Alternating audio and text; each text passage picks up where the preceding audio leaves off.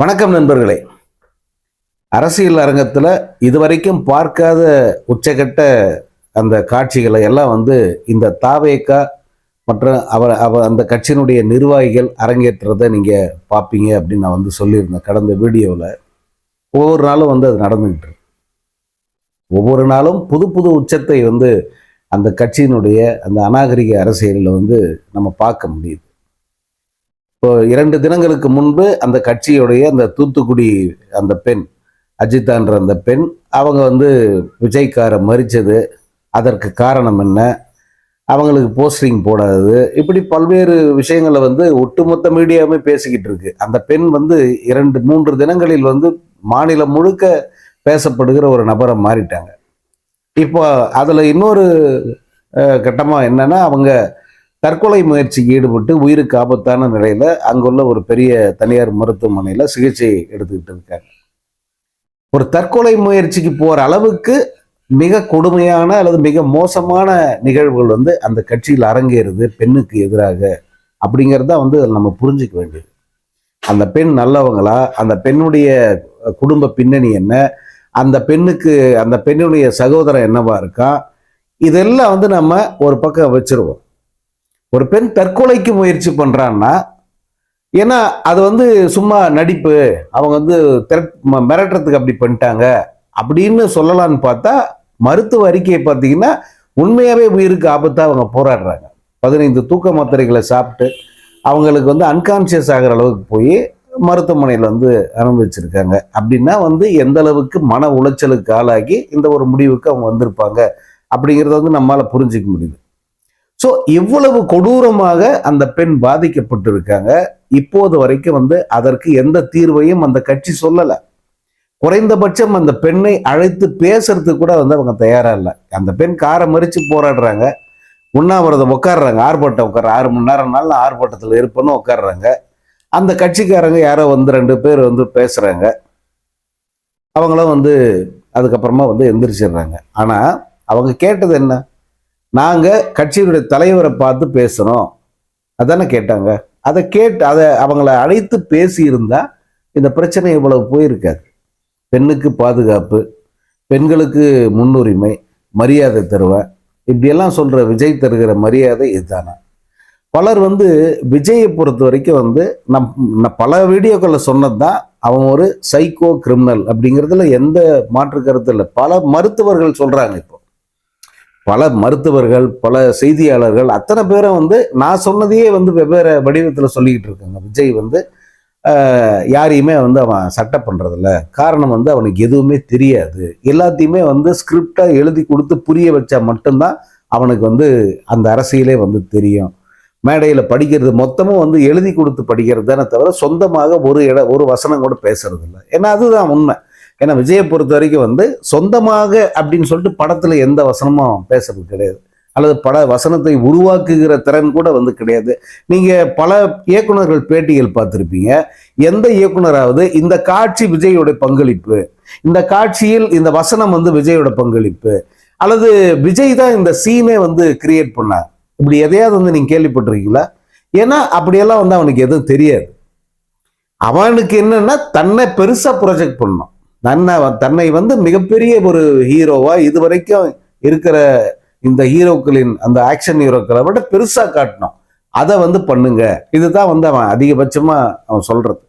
மற்றபடி சுயமாக சிந்திக்க தெரியாத, ஏன்னா ஒரு அரசியல் தலைவனுக்கு சுயமா சிந்திச்சு சுயமா முடிவெடுக்கிற அந்த தகுதி இருக்கணும். அதுதான் ரொம்ப முக்கியமான தகுதி இல்லையா? பட் அது விஜய்க்கு இல்லை அப்படிங்கிறது தான். இன்னொன்னு, எப்போதுமே விஜயினுடைய அந்த மனநிலை இருக்கு பாருங்க, அது ஒரு கேளிக்கை மனநிலை. கேளிக்கைன்னா இந்த கூத்துக்கள் பார்க்கறது, பாட்டுக்கு அப்படியெல்லாம் கிடையாது. எப்போதும் ஒரு போதையிலே இருக்கிற மனநிலை தான் விஜயோடது அப்படின்னு சொல்றாங்க. இது நீங்க எந்த போதையை வேணா நீங்க எடுத்துக்கலாம். இந்த புகழ் போதை அதை கூட நீங்க எடுத்துக்கலாம். வேற போதை அது உங்களுடைய கற்பனைக்கு நான் விட்டுறேன். ஒரு ஒரு எக்ஸ்ன்னு வச்சுக்கோங்களேன், ஒரு படம் நடிச்சிருக்காங்க. வெளியில போகும்போது 4 பேர் அவங்கள விசாரிக்கிறாங்க, இந்த படத்தில் நீங்க நடிச்சிங்களா சார், நீங்க இந்த நடிகர் தானே சார், அப்படி கேட்கும்போது அவங்களுக்கு வர்ற ஒரு போதை இருக்கு பார்த்தீங்களா? அது நீங்க என்ன இந்த சரக்கு அல்லது ட்ரக்ஸு இதுல எல்லாம் வர்றதை விட பல மடங்கு போதை இது. இப்போ இந்த விஜய் மாதிரியான ஒரு நபருக்கு இப்போ இவ்வளவு தூரம் புகழ், இவ்வளவு தூரத்துக்கு வந்து போற இடமெல்லாம் வந்து கூட்டம் கூடுது அப்படின்னும் போது அப்போ கிடைக்கிற அந்த போதை இருக்கு பாருங்க, அது ரொம்ப கொடூரமான போதையா இருக்கும். அதுல இருந்து வெளியே வந்துட்டவங்க ரஜினிகாந்த் ஆயிடுறாங்க, வெளியே வராதவங்க விஜய் ஆயிடுறாங்க, அவ்வளவுதான். ஸோ அப்படிப்பட்ட ஒரு போதையில் இருக்கிற விஜய் வந்து நடப்பதை புரிந்து கொள்வதில்லை. கட்சியில் என்ன நடக்குது, நிர்வாகிகள் யாரு, நிர்வாகிகள் எப்படி போடுறாங்க, ஏன் வந்து ஒவ்வொரு மாவட்டத்திலும் பல்வேறு விதமான பாலியல் புகார்கள், பண மோசடி புகார்கள், இது போல இந்த நிர்வாகிகளை வந்து உழைத்த நிர்வாகிகளை புறக்கணிச்சுட்டு சும்மா கரவனை கொண்டாந்து உட்காத்தி வைக்கிறது, இந்த மாதிரி எல்லாம் ஏன் நடக்குது அப்படிங்கிறதெல்லாம் தெரியணும்னா அரசியல் முழுசா தெரியணும், கரண்ட்ல இருக்கணும். பட் விஜய் அப்படி எதுலையுமே இல்லை அப்படிங்கிறத வந்து நீங்க அவனுடைய இந்த 10 கூட்டத்துல அவன் பேசுனதெல்லாம் எடுத்து பாருங்க, எதுவுமே வந்து சொந்தமா இருக்காது.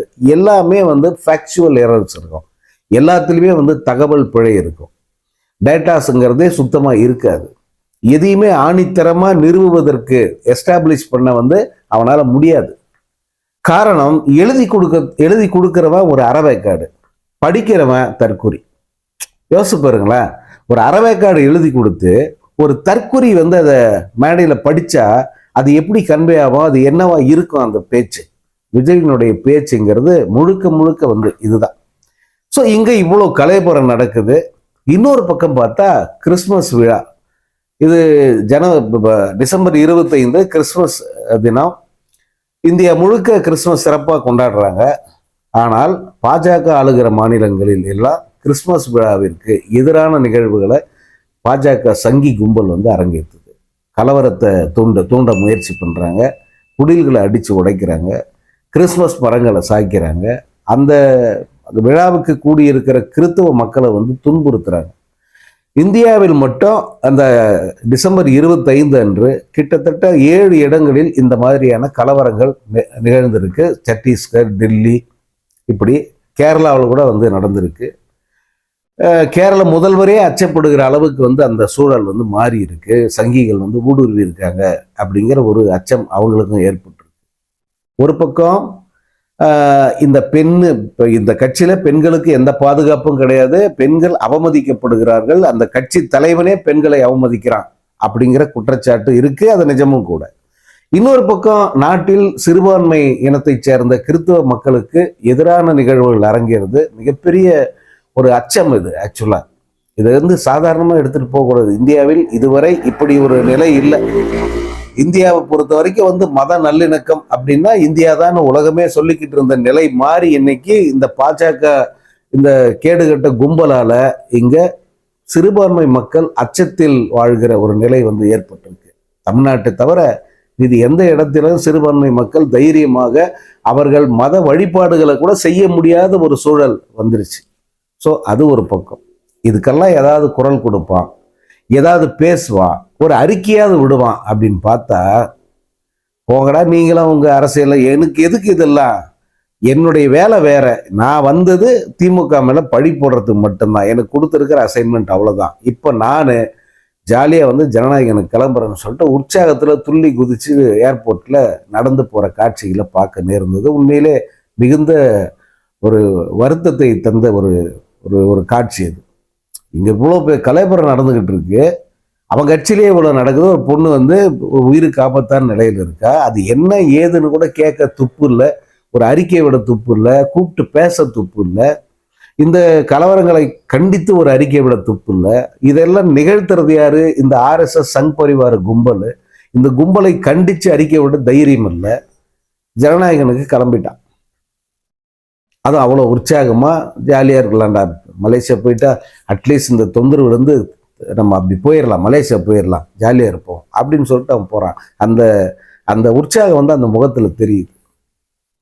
இப்போ அங்கே போயிட்டு வந்து இந்த ஒரு 3-4 மணி நேர நிகழ்ச்சி, ஒன்று வந்து ஜனநாயகன் இசை வெளியீடு, இன்னொரு பக்கம் வழி அனுப்பு விழா, தளபதிக்கு வழி அனுப்பு விழா, இது ரெண்டும் வந்து அங்கே நடக்க போகுது. அது எப்படி நடக்கணும், என்ன அங்கே அவங்க என்ன மாதிரி கண்டிஷன்ஸ் எல்லாம் போட்டாங்கன்றதெல்லாம் நம்ம ஏற்கனவே பேசியிருக்கோம். அங்கே போய் வாலாட்ட முடியாது, அப்படி வாலாட்டினா ஒட்டை நறுக்கி உள்ள தூக்கி வச்சிருவாங்க, ஒட்டை நறுக்கி உள்ள தூக்கி வச்சிருவாங்க. அதை வந்து அவங்க ஓப்பனாக சொல்லிட்டாங்க, மறைமுகமோட சொல்லல. அந்த டிஸ்ட்ரிக்ட் போலீஸ் ஆஃபீஸரு அந்த மாதிரி ஒரு ஸ்ட்ரிக்டான ஒரு கண்டிஷனை வந்து இது வரைக்கும் இந்தியாவில் கூட எந்த ஸ்டேட்டு எந்த அரசியல்வாதிக்கும் போட்டது கிடையாது. இவனுடைய எஸ்டிடி என்னன்னு தெரிஞ்சு போச்சு அவங்களுக்கு. அதனுடைய விளைவு இவன் வந்து வந்தான்னாக்கா வாள் சும்மா இம்மி அளவு கூட வாழாட்டக்கூடாது, மூடிக்கிட்டு வேலையை மட்டும் பார்த்துட்டு அப்படியே வந்து அமைதியாக திரும்பி போயிடணும். இங்கே எந்த கலவரமும் வரக்கூடாது. ஒரு சின்ன அசம்பாவிதம் ஏற்பட்டால் கூட விஜய் வந்து ஏர்போர்ட்டுக்கு போக முடியாது. இங்கே மாதிரி வந்து சும்மா விட்டுட்டு அவங்க வேடிக்கை பார்க்க மாட்டாங்க. மு.க. ஸ்டாலின் 41 பேரை கொண்டுட்டு அவன் வீட்டுக்கு வந்து குப்புறப்படுத்திட்டானே, அப்போ சும்மா விட்டார்ல, எஃப்ஐஆர் கூட போடாம விட்டார. அப்படியெல்லாம் வந்து அவங்க விட மாட்டாங்க. எஃப்ஐஆர் போடுறதுக்கு முன்னே ஆளை தூக்கி உள்ள உட்காரச்சிருப்பாங்க.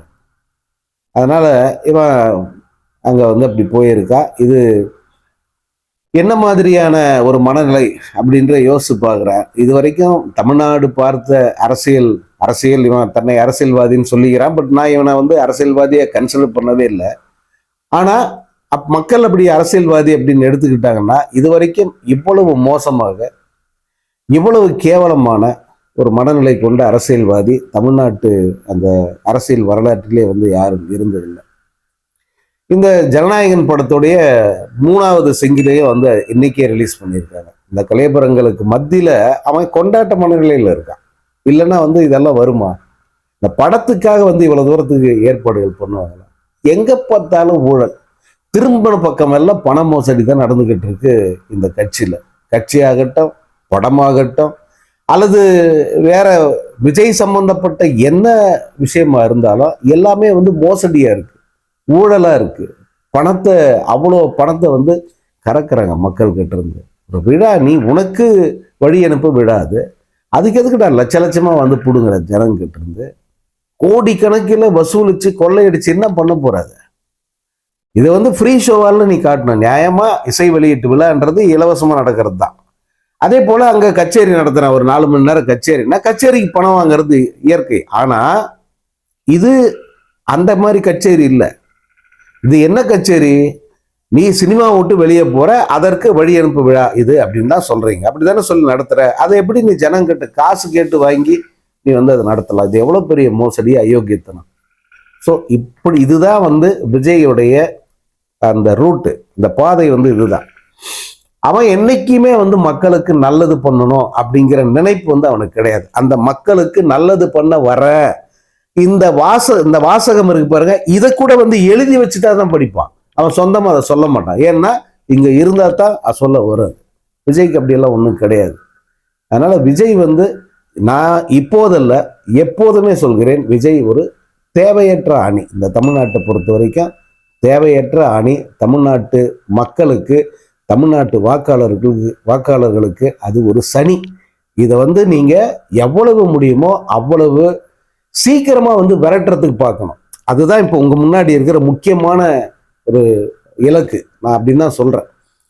எவ்வளவு முடியுமோ அவ்வளவு சீக்கிரம் அரசியல் களத்தை விட்டு இந்த சனியனை விரட்டுறதுல தான் வந்து இனி கவனம் செலுத்து.